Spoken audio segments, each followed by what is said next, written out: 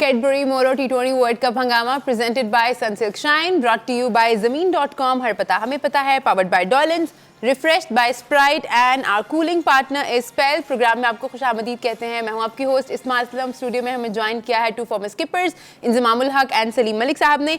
गुफ्तगू का आगाज़ हमें करना है पाकिस्तान के हवाले से ही एक खबर है, पाकिस्तान क्रिकेट टीम के हवाले से, फिटनेस के हवाले से कुछ खबरें जो हैं आज हमने देखा कि मंजर आम पर आई, उन पर हमने बात करनी है। उसके अलावा हमने जो आज सुबह 5:30 बजे पाकिस्तानी वक्त के मुताबिक मैच खेला गया USA वर्सेस वेस्ट इंडीज़, उस पर भी हमने बात करनी है। जो अगला मैच खेला जाएगा पाकिस्तानी वक्त 7:30 बजे इंडिया वर्सेस बांग्लादेश, उस पर भी हमने बात करनी है। और भी बहुत सारे टॉपिक हैं जिसको हमने डिस्कस करना है, लेकिन सबसे पहले सबसे इंपॉर्टेंट बात मैं करना चाहूँगी विच इज़ फिटनेस। हमने देखा कि जो टीम है वो बहुत अरसे से अच्छा नहीं कर पा रही है और हमें कुछ खिलाड़ी जो हैं वो फिटनेस के असूलों को भी जो है लगता है कि शायद वो मद्देनज़र नहीं रख रहे।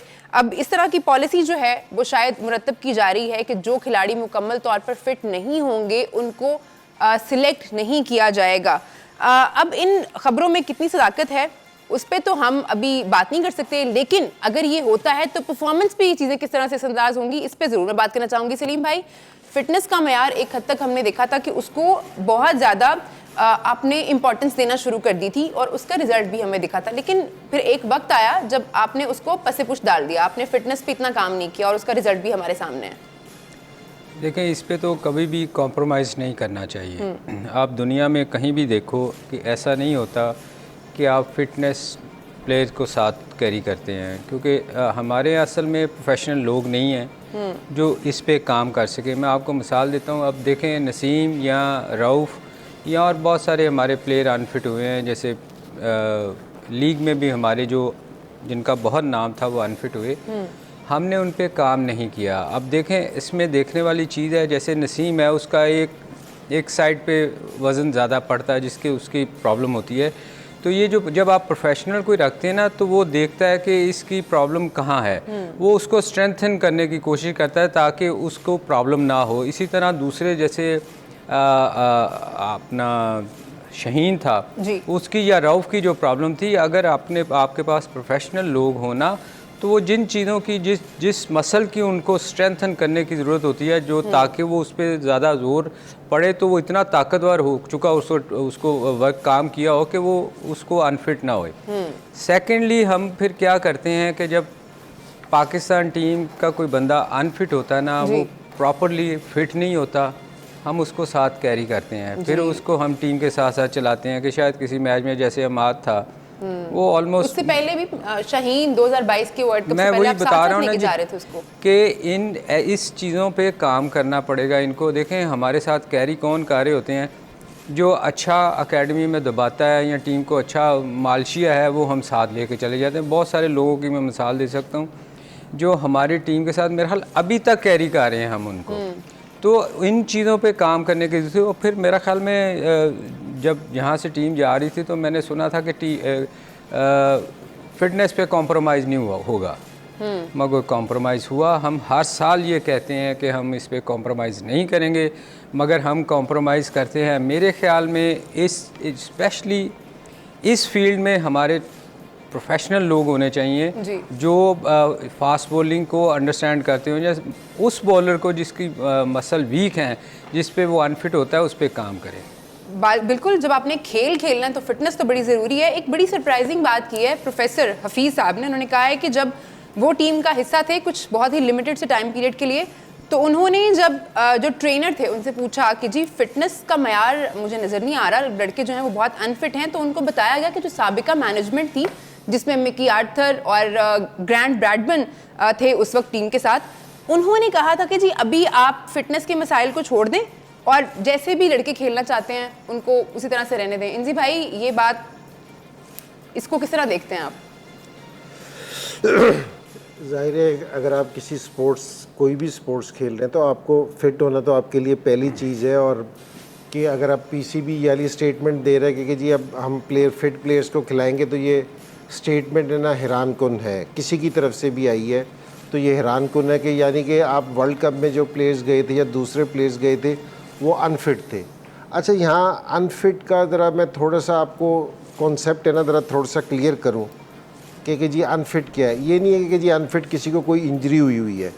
असल में जिस टाइम आप किसी बड़े इवेंट में इंटर होते हैं ना, तो आपको कंप्लीट फ्रेश होना चाहिए ताकि आप प्रॉपर जोर लगा सकें।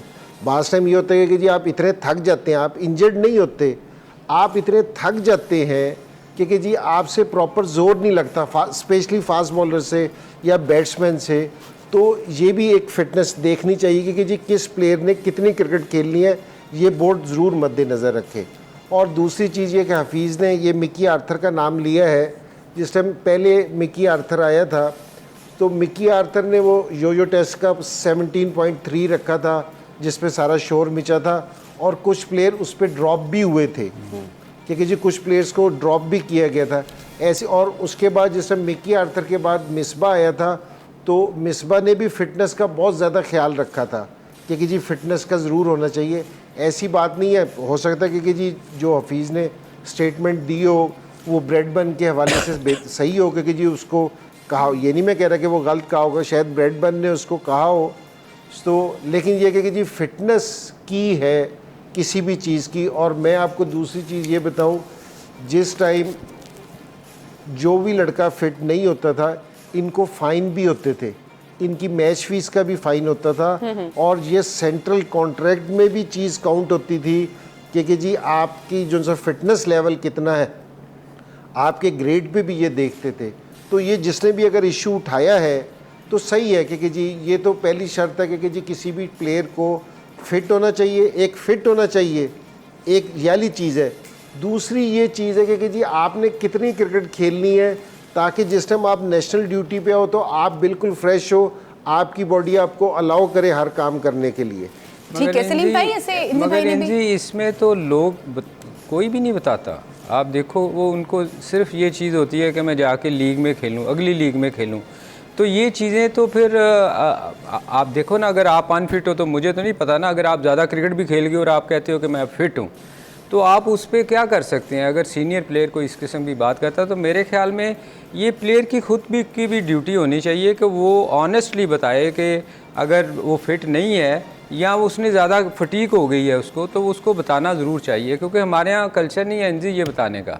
सलीम भाई, ये जो आपके ट्रेनर है ना, जिसको आप है ना फिजियो लेके आते हो, जो आप ट्रेनर लेके आते हो, जो बाहर से आप लेके आते हो इतने एक्सपर्ट, तो इनके पास मेयार होता है क्योंकि जी ये आपकी कि इस टाइम आपकी बॉडी में कितनी जान है, इनको ये असेस कर सकते हैं इस चीज़ को।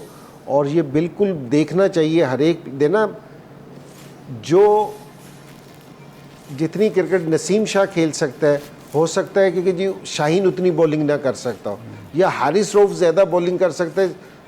उसको इस्तेमाल करने की, शाहीन को हमने किस तरह इस्तेमाल करना है।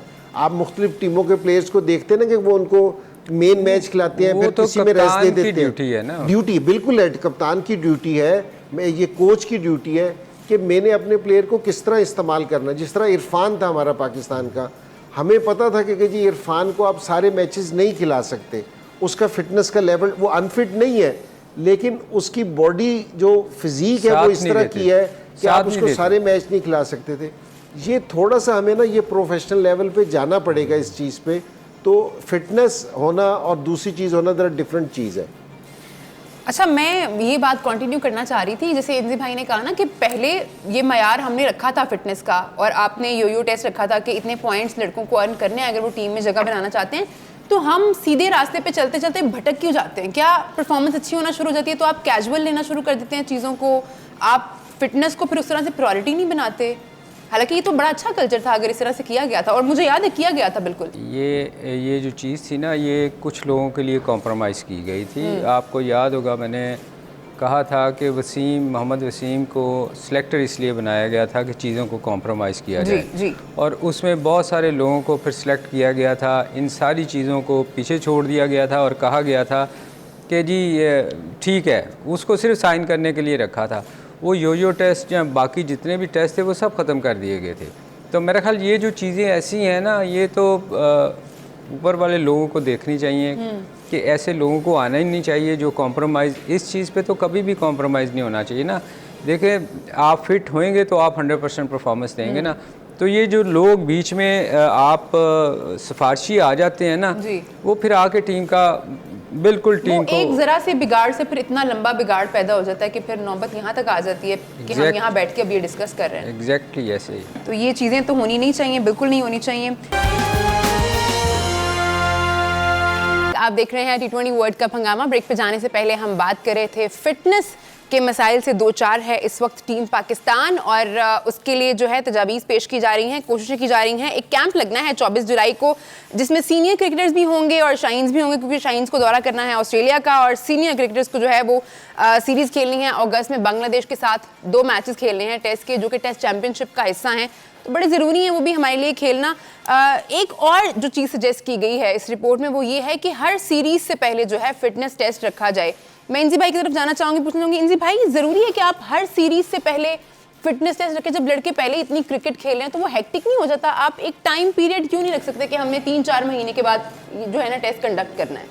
नहीं, पहले भी याली जो मिकी आर्थर जिस टाइम आया था ना, पहले कोच आया था, तो उसने याली चीज़ रखी थी कि जी हर सीरीज से पहले ना ठीक है, जितने भी लड़के आते थे ना सारों का फिटनेस टेस्ट होता था, और वो कोई ऐसा नहीं होता था 2 दिन पहले बता दिया जाता था कि जी फलां टाइम आपका फिटनेस टेस्ट होगा।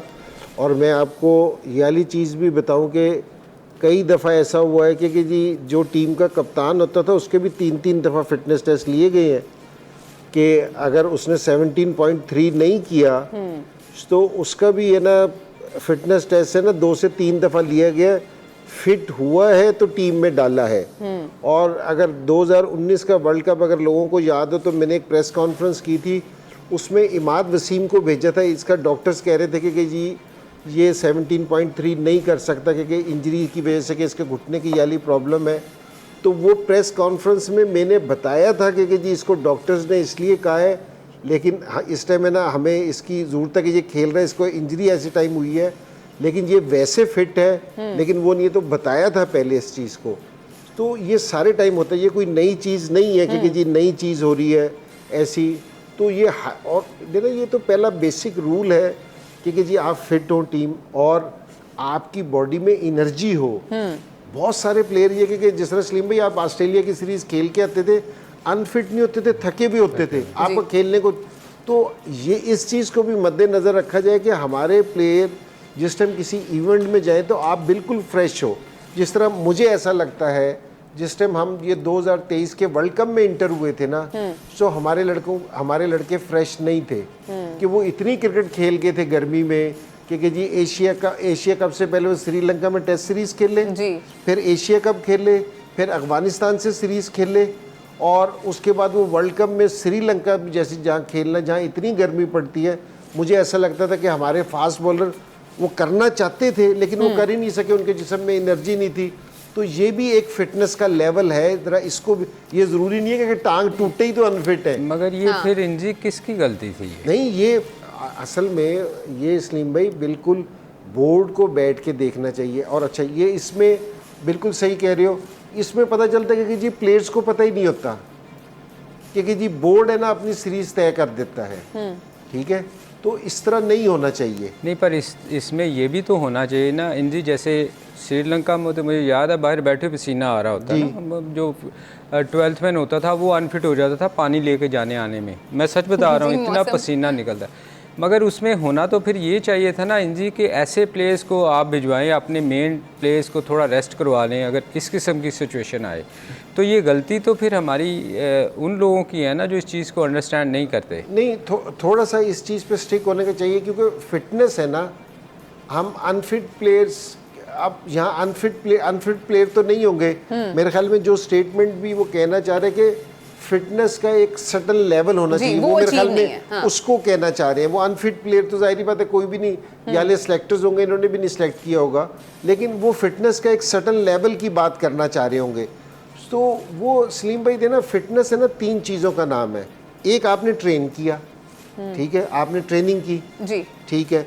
दूसरी चीज़ ये कि जी आपने क्या डाइट ली, ये भी फिटनेस का ना कि आपने एनर्जी अपनी लगाई है, आपने किया है कि आप वापसी क्या ले रहे हो। पता चले हमारे वक्त में जी पता चले जी किलो कढ़ाई खा गए, अब वो समझ रहे पेट तो भर गया लेकिन बॉडी में वाली एनर्जी नहीं आई जो आनी चाहिए थी। उस वक्त बड़ी डांट पड़ा करती थी, याद है लोगों को? वो पढ़ती थी इमरान भाई से डांट इस पे, लेकिन आपने सही डाइट लेनी है ताकि एनर्जी वापसी आपकी बॉडी में आए। और तीसरी चीज़ ये है कि जिसका मैं जिक्र कर रहा हूँ कि दोनों से ज़्यादा अहम कि प्रॉपर रेस्ट करना। अगर आपने ट्रेन भी कर लिया है, आपने डाइट भी राइट ले लिया है, लेकिन आप रात को सही तरह सोए नहीं, आपकी बॉडी को प्रॉपर रेस्ट नहीं मिला, तो फिर भी उन दो पहली चीज़ों का फ़ायदा कोई नहीं है। तो इसको जिस टाइम आपके पास ये वाली चीज़ होगी ना, फिर आप सुबह ग्राउंड में आके ना सही आपका जोर लगेगा, आप प्रॉपर फिट नजर आएगा। फिट तो सारे ही है, आपका फिर फिटनेस का लेवल वो वाला नजर आएगा। मगर इनजी मुझे याद है कि श्रीलंका टूर पे हमारा आपके शहर का ही लड़का था जो ज़ाया किया गया था, जो सबसे मोहम्मद जाहिद। मुझे याद है वो ना उसका स्टार्ट था बिल्कुल स्क्रीन के पास से आता था। अब उसको इस तरह ज़ाया किया गया कि उसको वहाँ इतने लंबे लंबे स्पेल करवाए गए। हालांकि ये कप्तान की ड्यूटी होती है कि जो इस किस्म का बॉलर हो ना, स्ट्राइक बॉलर, उसको आप बचा के रखते हैं, 1-2 ओवर का स्पेल कराए वैसी जगह पे। तो ये हमारे लोगों में ना है ही नहीं अवेयरनेस कि किसको किस जगह कैसे बचा के रखना है। जैसे अभी बात कर रहे थे जी भी, तो बात ये है कि ये जो फिटनेस लेवल है ना, ये हमें ऐसे उस प्लेयर को देखो यार, हमने कितना ज़ाया किया, उस वहाँ उससे 5-5 ओवर के उस गर्मी में स्पेल करवा के उसकी बैक ख़राब करवा दी। और मुझे आज तक दुख है उस प्लेयर का कि यार इन्होंने, हमारे लोगों ने उसको ज़ाया कर दिया। तो बात यह है कि फ़िटनेस लेवल जो है ना, जब भी कभी टूर हो ना, उसमें फिर ऐसी जगहों पे जहां आपको फटीग बहुत ज़्यादा हो सकती है, वो कप्तान की और मैनेजमेंट की ड्यूटी होती है। जैसे रेस्ट दिलवा रहे हैं ना बांग्लादेश के खिलाफ, हम सोच रहे हैं कि कुछ प्लेयर्स को वो ऐसी जगहों पे रेस्ट करवाना चाहिए जहां अगर आप बहुत लंबी क्रिकेट खेल गए हो तो फिर आप अपने मेन प्लेयर्स को बचाओ कि चलो उसकी जगह यंगस्टर चले जाएं और फिर वो फ्रेश भी होंगे। वो शायद आपकी फिर सेकंड लॉट भी तैयार हो रही होती है, आप जो है वो प्लेयर भी ज़ाहिर है शफल कर सकते हैं। आप देख रहे हैं T20 वर्ल्ड कप हंगामा, वर्ल्ड कप की स्पेशल ट्रांसमिशन। अगर आप लोग भी चाहते हैं कि आप फाइनल जो है वो स्टेडियम से देखें, तो आपको क्या करना है? आपको करना सिर्फ ये है कि आपको स्प्राइट खरीदनी है, आपको स्प्राइट पीनी है और उसके लेबल पे जो QR कोड है उसको स्कैन करना है। आप स्कैन करेंगे तो आपके पास WhatsApp का एक चैट बॉट खुल जाएगा, उसमें आपको अपनी डिटेल्स डालनी है और आप हो सकते हैं वो लकी विनर जो जाएगा इस वर्ल्ड कप का फाइनल देखने के लिए। साथ ही साथ आप जीत सकते हैं बहुत सारे और भी प्राइजेस। अभी मैं चाहूँगी, क्योंकि हमारे पास 2 लेजेंड्स मौजूद हैं, तो मैं चाहूँगी उनके एक्सपीरियंस से हम सीखें। उनको कौन सा बॉलर जो था बहुत मुश्किल लगता था। मैं इंजी भाई से शुरू करना चाहूँगी। इंजी भाई, कौन सा बॉलर आपको बड़ा मुश्किल लगता था कि आप सोचते कि इसका ओवर तो गुजर ही जाए, तो फिर शुरू करते हैं ज़रा चार्ज करना? नहीं, बॉलर तो काफ़ी सारे मुश्किल लगते थे क्योंकि जी उन पर रन्स बनाना आसान नहीं था। जिस तरह वेस्ट इंडीज़ के कैटली एमरोज और वॉल्श थे, बहुत ही कंजूस बॉलर थे, रन्स देते ही नहीं थे, लूज बॉल देते ही नहीं थे। और श्रीलंका का ये मुरलीधरन था, और ऑस्ट्रेलिया का शेन वॉन, और ये मुझे शान पॉलक साउथ अफ्रीका का बहुत मुश्किल लगता था। तो ये ऐसे बॉलर्स थे कि ये रन्स भी नहीं देते थे, ये फ्रस्ट्रेट कर देते थे आपको, क्योंकि जी आप है ना खुद कोई गलती करो कि स्कोर करने जाओ तो ये आपको आउट करते थे। तो ये इस तरह के बॉलर थे कि जो आपको और मुसलसल हमला, और ये सारे जितने भी बॉलर्स हैं ना, सिर्फ एक वेस्ट इंडीज़ के अलावा ये सारे बोलते भी थे आपको कि आके ना छेड़ते भी थे। और तो बड़ा डिस्टर्बिंग होता होगा जी, तो स्ट्रोक प्लेयर हो, ज़रा स्ट्रोक तो खेलो, ये इस तरह करते थे। ये थोड़ा सा ये टैक्टिक्स है बॉलर्स की कि जी वो आपसे मिस्टेक करवाएं। तो ये वैसे भी ये सारे जितने भी बॉलर हैं ये एवर ग्रेट्स जी सारे बॉलर हैं, तो इनके लिए रन्स बनाना ना इनके खिलाफ है ना बहुत मुश्किल होता था। सलीम भाई, आपको कौन से बड़े मुश्किल लगते थे आपके वक्त में? नहीं, इंजी ने जैसे कहा ना, उस वक्त वो बहुत एक्सपीरियंस हो चुके हुए थे दोनों बॉलर। मैं आपको ऑनेस्टली बताऊं, जब हमारा टाइम था तो वेस्ट इंडीज़ में मार्शल, होल्डिंग और ये लोग हुआ करते थे ना, तो साथ ये दोनों भी उस वक्त आए थे। नहीं आए। तो इंजी यकीन कर हम दुआ कर रहे होते थे कि ये आ जाएं। ये हमें उनसे बहुत आसान लगते थे। अच्छा। क्योंकि वो बहुत तेज़ थे इनसे, तो ये हमें आसान लगते थे उस वक्त। फिर एक्सपीरियंस के साथ तो ये वाकई जो इंजी कह रहा है वो हिलने नहीं देते थे। मुझे सर रिचर्ड हेडली बहुत पसंद था जी, क्योंकि वो अपनी विकेटों पे उसने ज़्यादा आउट किए, जहाँ इंग्लिश कंडीशन थी वहाँ वो खेलने नहीं देता था। तो वो मुझे काफ़ी मुश्किल बॉलर लगा जी। वो ज़िंदगी में जब भी मैं उसको फेस किया ना, उसने मुसीबत डाल के ही रखी, क्योंकि उसका वो तेज़ नहीं था जैसे वेस्ट इंडीज़ के तेज़ थे। तो रिचर्ड हेडली जो था ना जी, वैसे तो दुनिया में हर बॉलर ही जब मुश्किल विकेट थोड़ी सी होती है ना उनको सूट कर रही होती है तो आम बॉलर भी मुश्किल लग रहा होता है, और जब तेज़ दुनिया के तेज़ तरीन बॉलर लगे हों और आसान कंडीशन हो तो वो मैनेज हो जाता है। तो रिचर्ड हेडली मुझे था कि बहुत वैसे हम लकी भी ये थे कि हम वकार वसीम के साथ अब काम खेले, वो ज़्यादा। स्लिम में मैं इंग्लैंड में एक मैच खेल रहा था तो मेरे साथ है ना, स्लिम में मैं फील्डिंग कर रहा था तो मेरे साथ है ना जॉन एमरी फील्डिंग कर रहा था, स्लिम में फील्डिंग दूसरा वो था। मैंने जॉन एमरी से पूछा कि मैंने कहा कि यार तूने, वो उस टाइम उसकी उम्र है ना 64 थी और बिल्कुल सही था, बिल्कुल सही क्रिकेट खेल रहा था। तो मैंने उससे पूछा कि मैंने कहा यार कौन सा एरा है ना मुश्किल था फास्ट बॉलिंग का कि जिसमें स्कोर करना मुश्किल हो। तो उसने मेरे से कहा कि जो 70 से 90 का एरा था ना उसमें, या उसने कहा था कि जी तुम 90 से 2000 तक का एरा ले लो।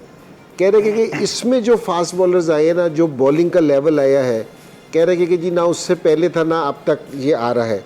ये मैं आपको बात बता रहा हूँ कोई आज से 5-6 साल पहले की। तो उस टाइम तक उसने कहा था कि जी जो वो एरा था ना बॉलिंग का 70 से लेके बहुत तेज़ बॉलर थे, बहुत तेज़ बॉलिंग के हर टीम के पास है ना। अब तो जिस तरह एक इंग्लैंड के पास वुड है या ये साउथ अफ्रीका के पास है जो 150 करता है, तो जिस टाइम हमने शुरू की थी क्रिकेट तो ये रज़ाक और जो ये अज़हर महमूद है जिसको हम मीडियम पेसर कहते थे, तो ये 145 पे बॉलिंग किया करते थे।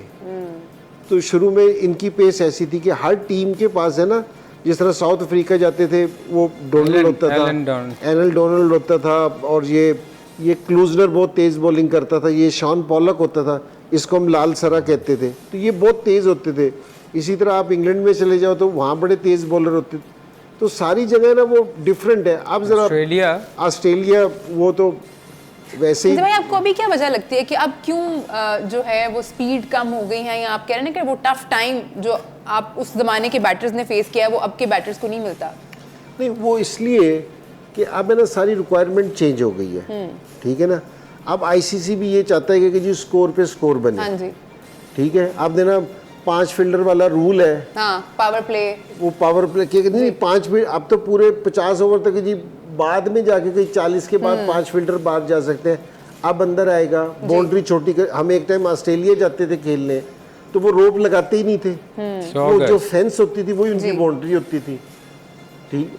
सो अब ये है कि जी अब जिस तरह ये वर्ल्ड कप हो रहा है तो जिस टाइम बनते हैं कि जी 150 पर किसी ने टीम ने बनाया, हम कह रहे हैं स्कोर ही बहुत थोड़े हैं, पहले 150 बहुत होता था जी। तो अब रिक्वायरमेंट है ना चेंज है। अब हमें मैच का मजा आता है कि 220 पे 220 चेज हो जाए। हाँ जी, वैसे भी सबको छक्के चौके देखने का अब शौक हो 4 गया। ओवर की क्रिकेट लोग खेलना ज़्यादा पसंद कर रहे हैं। उस वक्त लोग टेस्ट क्रिकेट को ज़्यादा प्रेफरेंस देते थे। अच्छा, मैं यहाँ एक इस पे एक वो मैं जिस टाइम पहले चीफ सेलेक्टर था ना सलीम भाई, मैं टेस्ट मैच देखने गया इंग्लैंड में, पाकिस्तान खेल रहा था तो एजबास्टन में टेस्ट मैच था पाकिस्तान का। चौथा दिन जिस टाइम ख़त्म हुआ ना तो मैं बाहर आ रहा था क्योंकि जी अपने बॉक्स से निकल के ना प्रेसिडेंशियल बॉक्स में बैठा था वहाँ से, तो उधर एजबास्टन के ना प्रेसिडेंट था ना, उसने मेरे से कहा कि इंजी है ना तुमने ना बहुत अच्छी टीम बनाई है। अच्छा, मैंने नीचे ना टैक्सी बुला रखी थी होटल जाने के लिए, तो मैं जल्दी में था। मैं जिस टाइम टैक्सी में बैठ के वापसी जा रहा था तो मैं सोच रहा था कि मैंने कहा कि यार इसने मेरे से चौथे दिन कहा कि तूने टीम बड़ी अच्छी सेलेक्ट की है। मैंने कहा 4 दिन तक कि इसे ख्याल नहीं आया। तो मैं चौथे दिन 5वें दिन जिस टाइम मैच देखने आया तो मैंने उससे पूछा कि मैंने कहा भी तूने अब मेरे से कहा कि टीम अच्छी बनाई, क्या वजह है? उसने कहा कि वजह ये है कि उसने कहा कि ये हमारा 40,000 लोगों का ग्राउंड है, तो अगर अब 5वें दिन टेस्ट मैच ना होता तो हमें सारों की टिकटें वापसी करनी पड़ती थी। नुकसान हो रहा है, नुकसान हो रहा है। और उसने कहा कि जी यहाँ 40,000 लोग हैं, इसमें से 25-30,000 लोग ऐसे हैं माजरत के साथ की टीम पे कि जी उन्होंने कहा कि जिन्होंने पीनी है शराब, तो कल्चर है उनका। तो उन्होंने कहा कि जी ये सोचो कि 10 घंटे में ये 25,000 लोग कितने पिएंगे कि हमारी डबल नुकसान हो रहा है। डबल एक तो टिकटों की देने, एक उसका नुकसान है, फिर तीसरा कह रहा है कि ये हमारे जो चारों बॉक्सेस है इसमें इतना खाना है, वो सारा एडवर्टाइजमेंट हुई है, उसके पैसे वापसी जाएंगे, टीवी राइट्स के। तो कह रहे हैं कि हम एक दिन का 1.4 मिलियन कमाते हैं, ठीक है। तो हमारा नुकसान हो जाना था कि अगर ये वाला मैच ना 5वें दिन ना चलता सो अब अगर मैच जल्दी ख़त्म हो जाए तो ग्राउंड वालों को इतना नुकसान होता है, तो वो ऐसी विकेट ही नहीं बनाने की कोशिश करते कि जी जिस पे थोड़ी सी तीसरे दिन टेस्ट मैच ख़त्म हो जाए, क्योंकि या चौथे दिन टेस्ट मैच ख़त्म हो जाए। अब कोशिश ये होती है आईसीसी की भी और ग्राउंड मैन की भी कि टेस्ट मैच भी 5वें दिन हर चीज़ पे चले। इसी तरह मैचेस का भी है। तो ऑस्ट्रेलिया में देख लो, ऑस्ट्रेलिया में एशियन जितनी भी टीमें जाती थी 3 दिन में पहला मैच तो होना ही होना होता। पर्थ में जाना हमें समझ ही नहीं आनी जी। अब आप पर्थ में देखो कि 5 दिन तक मैच जाता है जी। पर्थ में अब वो तो बेटर फ्रेंडली विकेट्स जो है वो बनना शुरू हो गई। आप देख रहे हैं T20 वर्ल्ड कप हंगामा। पहला मैच जो कि खेला गया आज वेस्ट इंडीज और यूएसए के दरमियान, उसकी मैं आपको थोड़ी सी सूरत हाल बता देती हूँ। क्या थी, 19.5 ओवर ही खेल सकी थी यूएसए की टीम और उन्होंने 128 रन बनाए थे, जिसके जवाब में वेस्ट इंडीज ने ये जो हदफ है सिर्फ 10.5 ओवर में, मतलब कि 11वें ओवर में सिर्फ 1 विकेट के नुकसान पे हासिल कर लिया। रन रेट भी बहुत ही अच्छा हो गया है वेस्ट इंडीज का, अब उनको डरने की जरूरत नहीं है। लेकिन अगला मैच जो है इंडिया वर्सेस बांग्लादेश, मुझे बड़ा एक्साइटिंग लगता है जब ये दोनों टीम्स खेल रही होती हैं, क्योंकि थोड़ी बहुत राइवलरी हमें देखने को मिलती है। और बांग्लादेशी ओपनर्स ने, अगर आपको याद हो, जो ओडीआई का वर्ल्ड कप था 2023 का, बड़ी शानदार ओपनिंग स्टैंड इन्होंने फराहम किया था। वो भी तब जब इंडियन जो बॉलर्स थे वो बहुत अच्छा कर रहे थे और बैटर्स को टिकने नहीं दे रहे थे, तब उन्होंने बड़ा जिगरा दिखाया था सलीम भाई। तो यहाँ पे भी हमें पता है अभी तक बांग्लादेश की जो बैटिंग लाइनअप है वो उस तरह से क्लिक नहीं कर पाई है। आज अच्छा मौका हो सकता है, क्योंकि उनके लिए ये गेम जो है वो डू और डाई है। अगर खेलेंगे तो बचेंगे टूर्नामेंट में, अच्छा खेल के जीतेंगे तो, वरना तो फिर खत्म हो जाएगा उनका भी टूर्नामेंट। देखिए, ये तो जो भी टीम आएगी वो जीतने के लिए आती है और ऑब्वियसली उनको है इस चीज़ का आइडिया कि अगर हम हारेंगे तो बाहर हो जाएंगे जी। तो मगर बात यह है कि अगर आप ऑन पेपर देखें तो इसमें मतलब कोई शक नहीं कि इंडिया की उनसे बहुत बेहतर टीम है। जी जी। तो ऑन अ डे अगर कोई आज बुरा दिन हुआ इंडिया का, तो जब भी मैं समझता हूँ कि वो हारेगी। अदरवाइज़ इंडिया को ये मैच आराम से जीतना चाहिए, मगर वो पूरी कोशिश करेंगे, इसमें कोई शक नहीं कि वो एक वर्ल्ड कप की टीम है, इतनी देर से इंटरनेशनल क्रिकेट खेल रही है, एक्सपीरियंस तो है उनका। जो असल चीज़ जो जिनको अप्रिशिएट करने वाली है वो यूएसए है जो जिनका कोई एक्सपीरियंस भी नहीं था और वो इतनी दूर तक आ गए। तो मेरे ख्याल में आज मैच तो वो लड़ेंगे तो जरूर लड़ना पड़ेगा एनजी भाई, अगर अपनी जगह बचा के रखनी है उन्होंने तो लड़ना पड़ेगा बांग्लादेश को आज, और स्पेशली उनके ओपनर्स को बड़ा अच्छा करना पड़ेगा। ऑल्दो मुकाबला बड़ा सख्त होगा, हमें पता है इंडियन बॉलर्स जो हैं इस दफ़ा भी वर्ल्ड कप में बड़ा अच्छा कर रहे हैं। नहीं, ये तो इसमें तो कोई ऐसी चीज़ नहीं है कि जिस तरह इंडिया क्रिकेट खेल रहा है वो बड़ी ज़बरदस्त खेल रहा है।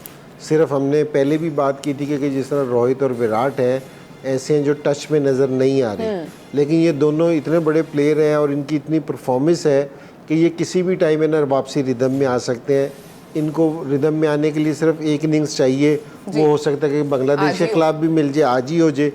और लेकिन जिस तरह इनकी बॉलिंग कर रही है इंडिया की, इंडिया बहुत सुपीरियर है और इनका जो स्पिनर्स भी बहुत अच्छी बॉलिंग कर रहे हैं, फास्ट बॉलर्स भी। बुमराह ने जिस तरह पिछले मैच में 7 रन दिए थे, 3 आउट किए थे, और दूसरे पांड्या भी बड़ी अच्छी बॉलिंग कर रहा है, सिराज बड़ी अच्छी बॉलिंग कर रहा है, और वो सिंह है वो बड़ी अच्छी बॉलिंग कर रहा है। बॉलर इनकी कंप्लीट टीम है इनकी।